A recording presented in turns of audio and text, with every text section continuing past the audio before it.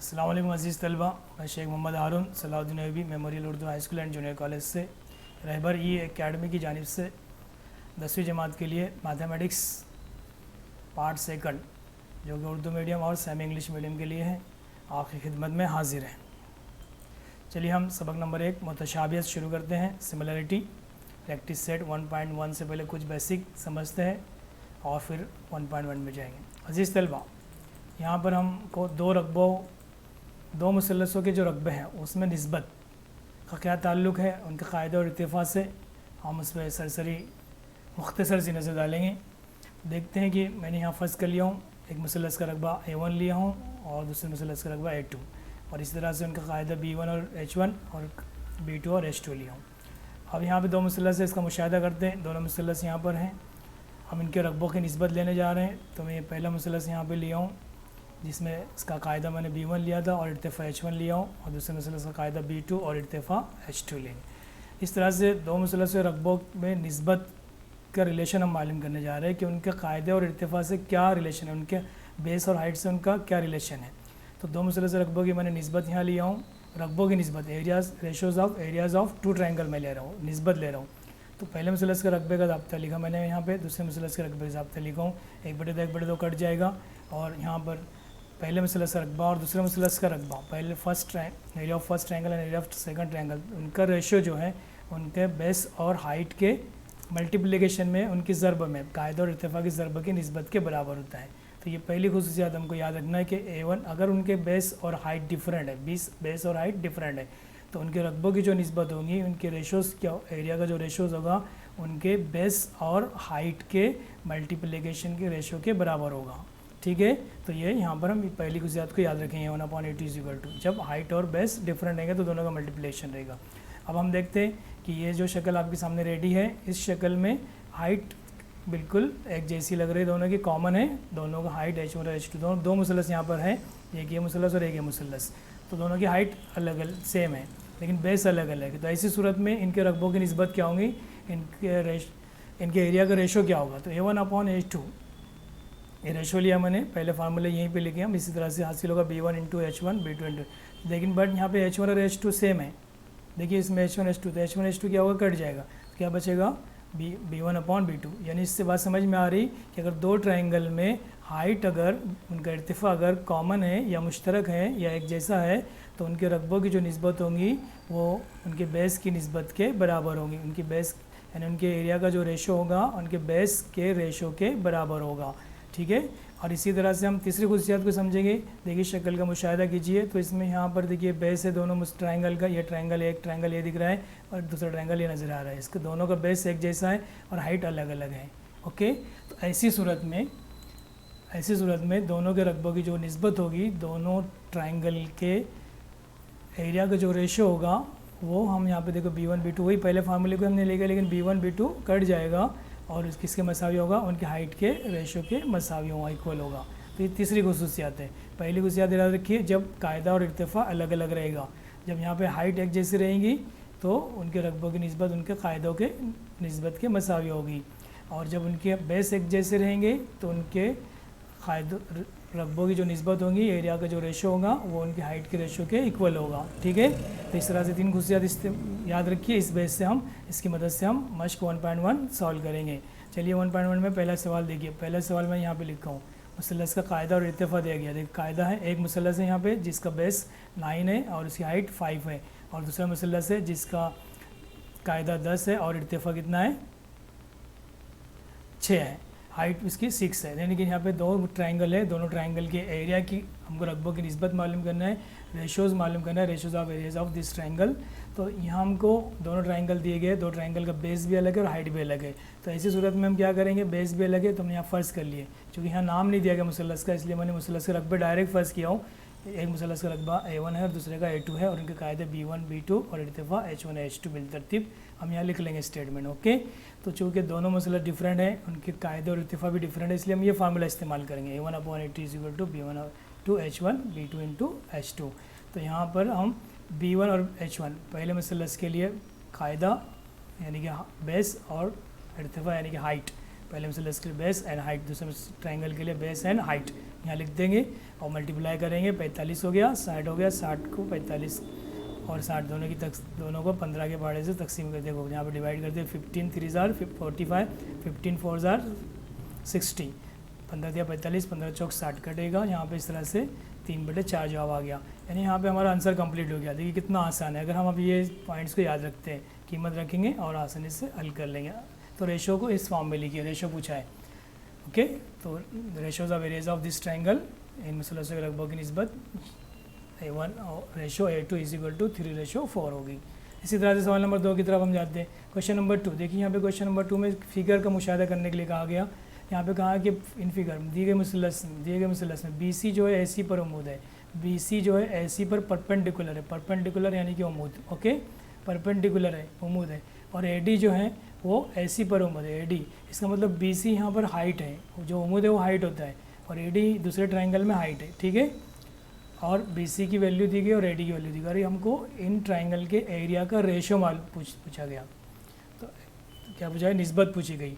तो देखिए हमारे पास फार्मूला वही, हम ट्रायंगल ABC लेंगे और ADC लेंगे, ADC दो ट्रायंगल लिए हमने, दो ट्रायंगल, ये गलती से D ये ट्रायंगल दूसरा लिखा गया, ADC है। ADC में हम देखते हैं, गौर करते हैं, यहाँ पे तो बेस इनका एक जैसा है, गौर कीजिए यहाँ पे बेस एक जैसा है।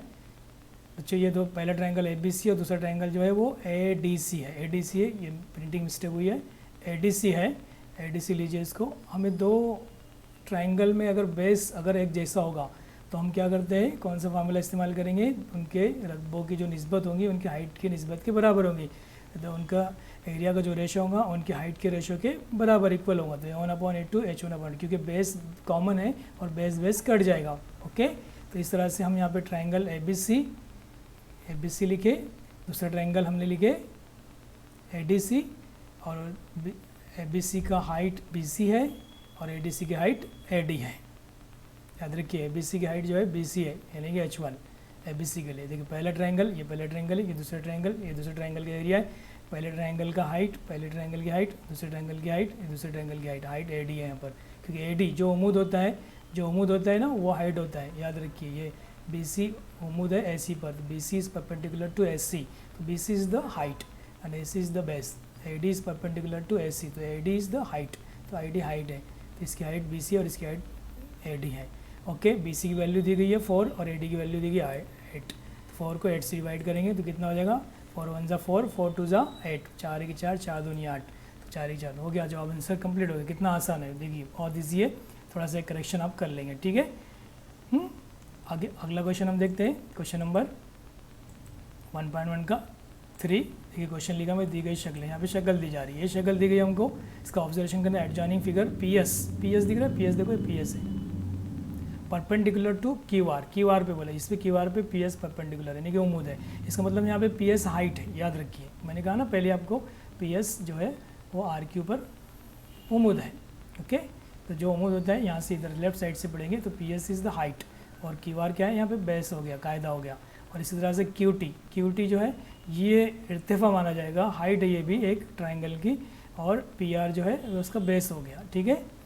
अब यहाँ पे गौर कीजिए, QR वगैरह की वैल्यू दी गई, QR PS और PR की वैल्यू दी गई है, और QT की वैल्यू मालूम करना है। यहाँ पे अगर आप ट्रायंगल का ऑब्जर्वेशन करते तो ट्रायंगल PQR दिख रहा है, ट्रायंगल PQR ये मुनफरजतुज़ ज़ाविया मुसल्लस है ना, ये मुनफरजतुज़ ज़ाविया मुसल्लस है, दैट मीन्स इसको कौन सा, इसको ऑब्टूज़ एंगल्स ट्रायंगल बोलते हैं, जिसका एक एंगल 90 डिग्री से ज़्यादा है। तो इसलिए अगर उसकी हाइट हम उसके बेस अगर QR ले रहे हैं हम, बेस अगर एक कायदा अगर हम QR लेते तो इसकी हाइट बाहर जाएगी, ये आपको मालूम होना चाहिए। और अगर हम कायदा PR ले रहे हैं तो उसी की हाइट जो है ये देखो अंदर दिखाई दे रही है ना। तो यहाँ पर हमको ट्रायंगल एक ही है, उसके डिफरेंट तरीके से उसके रकबे हमको लिखना है और उसकी मदद से हमको सॉल्व करना है। तो देखिए यहाँ पे हल कैसे करेंगे हम, तो हमको area of triangle is equal to 1/2 into base into height हमको मालूम है, एक मुसलस का 1/2 कायदा ज़रब इर्तिफा, ओके। ये मुसलस का रकबे का ज़ाब्ता है। हम ट्रायंगल PQR लेंगे, क्या लेंगे, ट्रायंगल PQR हम इस वक्त लेंगे जब हम कायदा PR ले रहे हैं। अगर हम कायदा PR ले रहे हैं तो उस सूरत में उसका इर्तिफा QT रहेगा, बात समझ में आ रही, क्यों पी आर पर क्यू टी उम्मीद है, क्यू टी जो है पी आर पर उम्मीद है, Q T is perpendicular to segment P R, तो जो उम्मीद है वो इर्तिफा होगा, तो क्यू टी जो है इर्तिफा है और पी आर पर वो इर्तिफा, तो कायदा ज़रब इर्तिफा बेस इंटू हाइट।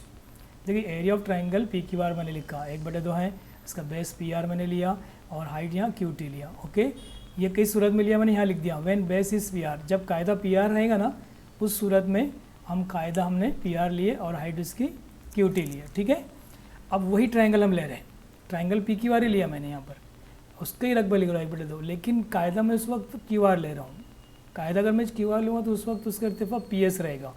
ट्राइंगल एक ही है, उसके इर्तिफा अलग अलग ज़िलों पे खींचे गए हैं। क्यू आर पे जब खींचा जाएगा क्योंकि क्यू आर के पास क्यू पे बनने वाला जाविया 180 क्यू पे बनने वाला जाविया 90 डिग्री से ज़्यादा है, इसलिए उसकी इर्तिफा जो बाहर जाएगा ट्राइंगल के। तो इस सूरत में मैंने जब कायदा क्यू आर लिया हूँ तो उस वक्त उसका हाइट जो रहेंगी पी एस रहेंगी। ओके, तो जब मैंने यहाँ पे लिखा हूँ when base is P R, जब कायदा पी आर क्यू आर रहेगा, सॉरी जब कायदा क्यू आर रहेगा। ओके, कायदा क्यू आर रहेगा उस सूरत में, तो यहाँ कायदा क्यू आर हमने लिए, कायदा क्यू आर है और हाइट पी एस है। अब देखिए triangle area of triangle P Q R और area of triangle P Q R दोनों ट्राइंगल एक ही है, इसलिए दोनों के रकबे एक दूसरे के इक्वल रहेंगे। तो दोनों के रकबे के ज़ाब्ता में एक दूसरे के इक्वल लिख दिया है, मसावत 1 और 2 से हम यहाँ लिख सकते हैं फ्राम 1 and 2, 1 और 2 से 1/2 कट जाएगा, 1/2 कट गया तो क्या बचा यहाँ पे P R into Q T is equal to Q R into P S, P R ज़रब क्यू टी ज़रब बराबर क्यू आर ज़रब पी एस बचा। अब पी आर ज़रब क्यू टी, पी आर की वैल्यू दी गई कि यहाँ पर, हाँ यस पी आर की वैल्यू दी गई 12, क्यू टी की वैल्यू मालूम करना है, क्यू आर की वैल्यू दी गई है, तो क्यू आर आर क्यू एक ही बात है, यहाँ पे 6 और पी एस की वैल्यू दी गई, तो इनकी सब की वैल्यूज हम रख देंगे यहाँ पर, यहाँ इनकी वैल्यू रखे हमने, पी आर की वैल्यू रखे, क्यू टी मालूम करना है, दूसरा इस पर क्यू आर था, क्यू आर की वैल्यू रखे, क्यू आर की वैल्यू 6 है और पी एस की वैल्यू 6, दोनों को मल्टीप्लाई किया 36 हो गया, 36/12, 36 को 12 से तकसीम करेंगे तो 12 दिया 36, तो क्यू टी बराबर 3 आंसर आया। और इस तरह से हम यहाँ पे इस सवाल को कंप्लीट कर चुके हैं। यहाँ पे बेस क्यू आर कर लीजिए आप, क्यू आर, ओके, ये प्रिंटिंग मिस्टेक हुई है, यहाँ पे क्यू लिख लीजिए। ठीक है, अब कंप्लीट हो गया। एक ही मुसल्लत से दो तरीके से उसके रकबे लिखे जा सकते हैं, कायदा जब पी आर लिया जाएगा उस वक्त का रकबा और कायदा जब क्यू आर लिया जाएगा उस वक्त का रकबा। चूँकि दोनों बराबर थे इसलिए एक दूसरे के बराबर लिखा हमने, फिर यहाँ पे कट गया, यहाँ वैल्यूज़ रखिए, तीसरी रखिए, जवाब आ गया। इस तरह से सवाल नंबर 3 कंप्लीट होता है। देखिए अगला सवाल हम देखते हैं, अगला सवाल है यहाँ पे एडजॉइनिंग फिगर कहा गया, फिगर हमारे सामने नज़र आ रही है, adjoining figure A P is perpendicular to B C, A P जो है बी सी पर परपेंडिकुलर सवाल में कहा गया, और ए डी बी सी के मतवाजी है, पैरेलल है। Then find area of triangle A B C का एरिया और रेशो लेना है किसके साथ, बी सी डी के साथ, बी सी डी। अब यहाँ पे गौर करते हैं दोनों ट्राइंगल पे, तो हम यहाँ हल पे देखते हैं, तो यहाँ पे देखिए ये मालूम करना है हमको। ओके, तो हम यहाँ देखते हैं, देखो in triangle A B C and B C D, अगर हम ए बी सी और बी सी डी का ए बी सी और बी सी डी का मुशाहिदा करते हैं तो बी सी दोनों का कायदा हो रहा है, देखिए दोनों का कायदा बी सी है ना, तो इसमें बोलेंगे हम बेस आर कॉमन, यहाँ पे बेस कॉमन है यानी कि कायदा बी सी जो है यहाँ पे मुश्तरक है। ओके, किसमें ए बी सी और बी सी डी, तो कायदा मुश्तरक है, और जो कि दोनों मुसलस जो है मुतवाज़ी खतूत, ये मुतवाज़ी खतूत है, दोनों खत मुतवाज़ी दिए गए हमको, ए डी मुतवाज़ी है बी सी के, A D is parallel to B C. जब मुतवाज़ी खतूत के दरमियान में दोनों मुसलस रहेंगे तो उनकी हाइट भी सेम है, जितनी हाइट ए बी सी की है उतनी हाइट ए डी सी की भी रहेंगी, क्योंकि देखिए ए पी है और इतना ही डिस्टेंस ए पी के बराबर रहेगा यहाँ पर। ठीक है, तो दोनों की हाइट एक जैसी रहेंगी, तो दोनों के इर्तिफा भी ए डी मुतवाज़ी खतूत के दरमियान में आ गया, इसलिए इनके इर्तिफा जो है वो मसावी रहेगा, इनका इर्तिफा मसावी रहेगा। ठीक है, तो इनके इर्तिफा मसावी है, कायदे भी मसावी है, तो क्या होगा, दोनों मुसलसल रकबों की हम निस्बत यहाँ लिखेंगे, कायदा ज़रब इर्तिफा, कायदा ज़रब इर्तिफा, तो दोनों का कायदा देखो ए बी सी का कायदा बी सी है और इर्तिफा ए पी है, और बी सी टी का कायदा भी बी सी है और इर्तिफा ए पी है। ओके, इर्तिफा ए पी है, इस तरह से दोनों के कायदे भी और इर्तिफा एक जैसे, बी सी कट गया, ए पी कट गया, क्या बचेगा, ये कट जाएगा तो क्या बचेगा 1/1 बचेगा, है ना, और यहाँ रेशो लिख देंगे 1/1 और इस तरह से यहाँ जवाब कंप्लीट हो गया। तो ये मश्क मुकम्मल होती है, बहुत इजी मश्क थी। 3 खुशियात, छोटी छोटी खुशियात कम इस्तेमाल करके मश्क को कंप्लीट किए। एक सवाल बाकी है, आप उससे होमवर्क लीजिए। और अजीज़ तलबा, अगला मश्क 1.2 देखने के लिए आप मेरी नेक्स्ट वीडियो देखिए और सब्सक्राइब ज़रूर कीजिए। सब्सक्राइब करेंगे तो आपको नई वीडियो जब मैं डालूँगा तो उसका नोटिफिकेशन मिलेगा। ओके, अल्लाह हाफ़िज़।